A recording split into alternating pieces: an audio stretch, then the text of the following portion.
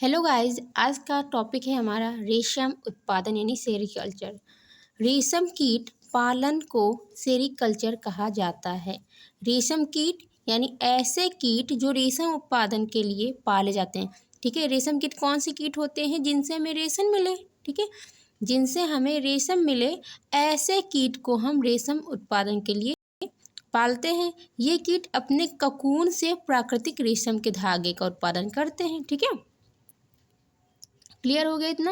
यानी जो ऐसे रेशम कीट ऐसे कीट होते हैं जो अपने ककून से प्राकृतिक रेशम के धागे का उत्पादन करते हैं। अब हम बात करते हैं, जो हम रेशम का उत्पादन करते हैं तो रेशम कीट की कौन कौन सी जातियां हो सकती हैं। देखो, पहले तो जो रेशम कीट की जातियां होती हैं वो बहुत सी होती हैं, जिनमें से कुछ पाली जाती हैं और कुछ जंगली होती हैं। तो इसमें हम पाली जाने वाली कुछ पढ़ते हैं। पहले तो मुगा रेशम कीट, ओक रेशम कीट, टरसौर रेशम कीट, बड़ा रेशम कीट, इरई रेशम कीट, शहतूत रेशम कीट।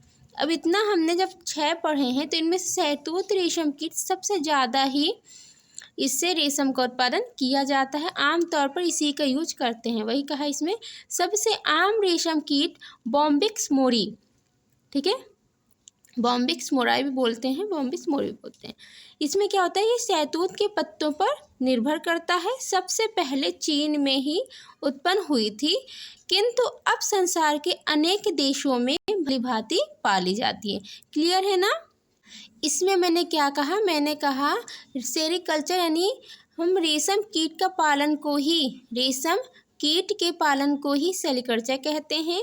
रेशम कीट यानी ऐसे कीट जो रेशम के लिए उत्पादन के लिए पाले जाते हैं। ये कीट अपने ककून से प्राकृतिक रेशम के धागे को उत्पादन करता है। अब रेशम कीट की जातियाँ मुगा रेशम कीट, ओक रेशम कीट, टरसौर रेशम कीट, बड़ा रेशम कीट, इरई रेशम कीट, शहतूत रेशम कीट। ठीक है, अब इसके बाद सबसे आम रेशम कीट बॉम्बिक्स मोराई है। ठीक है, ये शहतूत के पत्तों पर निर्भर करता है। सबसे पहले चीन में ही उत्पन्न हुई थी, किंतु अब संसार के अनेक देशों में भलीभांति पाली जाती। क्लियर है। अब हम बात करते हैं वर्गीकरण। ठीक है, किसका वर्गीकरण, बॉम्बिक्स मोराई का वर्गीकरण। ठीक है, जगत एनिमेलिया, संघ ऑर्थोपोडा, वर्ग इंसेक्टा, घर लेपिडोप्टेरा एंड कुल बॉम्बिक्सिडी, वंश बॉम्बिक्स, जाति मोराई। ये आपको याद होना चाहिए। और ऐसे ये चाहे आपका बीएससी का पेपर हो या एमएससी का हो, ये रेशम उत्पादन आता ही है। ठीक है, जूलॉजी में है ये। तो आप लोग इसको अच्छे, जितना मैं पढ़ा रही हूँ ना, उतना अगर आप पढ़ेंगे ध्यान से तो आपका रेशम उत्पादन पूरा ही क्लियर हो जाएगा। ठीक है, क्योंकि मैं ऐसा पढ़ाती हूँ कि बच्चों को तुरंत समझ में आ जाता है। ठीक है, जैसा आपको समझ में आप भी बताइएगा। रेशम उत्पादन प्रक्रिया यानी रेशम कीटों को शहतूत की पत्तियाँ खिलाई जाती हैं। लार्वा 20 से 30 दिनों में ककून बनाते हैं। ठीक है, इन ककून से रेशम का धागा निकाला जाता है। अब ये तो मैम आपने छोटा सा बता दिया, अब इसका पूरी प्रोसेस क्या होगी ये तो बताइए। तो इसके लिए भी मैंने प्रक्रिया लिखी है, जिसको मैंने 5 चरणों में पूरी करवाई। यानी इसमें 5 स्टेप होते हैं, जिसकी वजह से ये रेशम उत्पादन की प्रक्रिया पूरा होता है।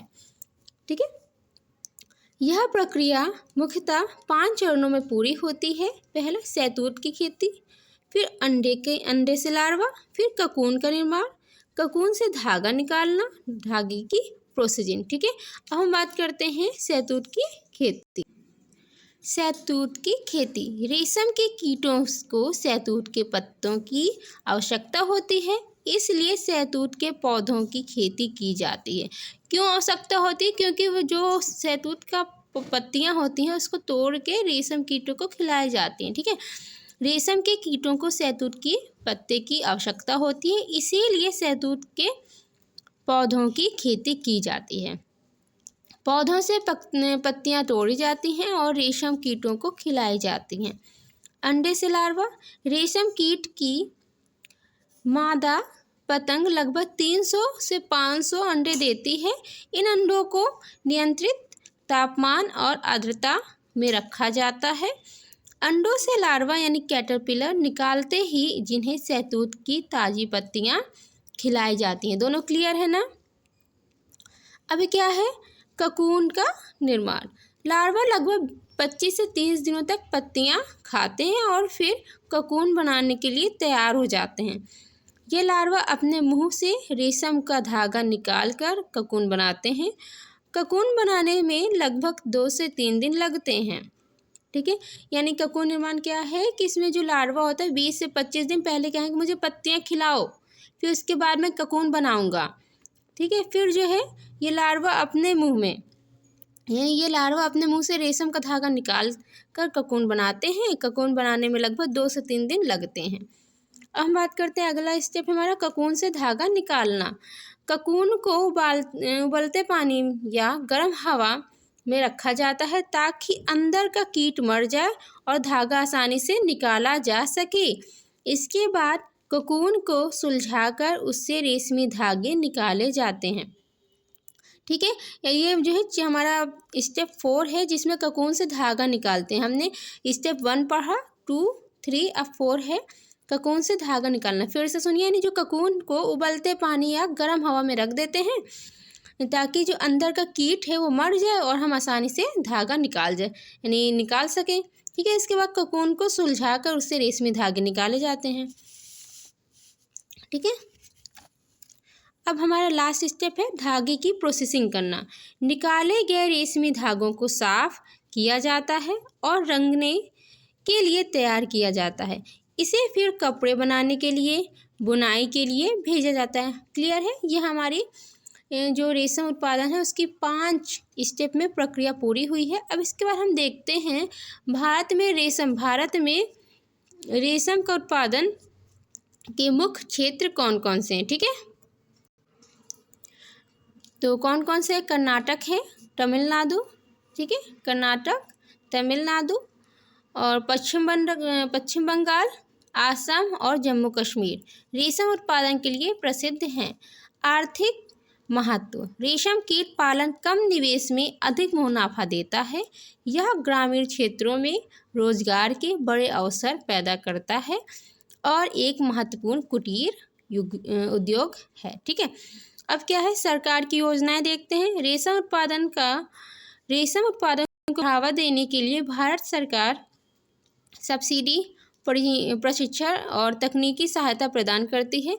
इच्छुक किसान रेशम विभाग से पौधे, ट्रेनिंग और अन्य संसाधन प्राप्त कर सकते हैं। आसान था, मैंने इसमें क्या क्या करवाया आप लोग देखिए फिर से।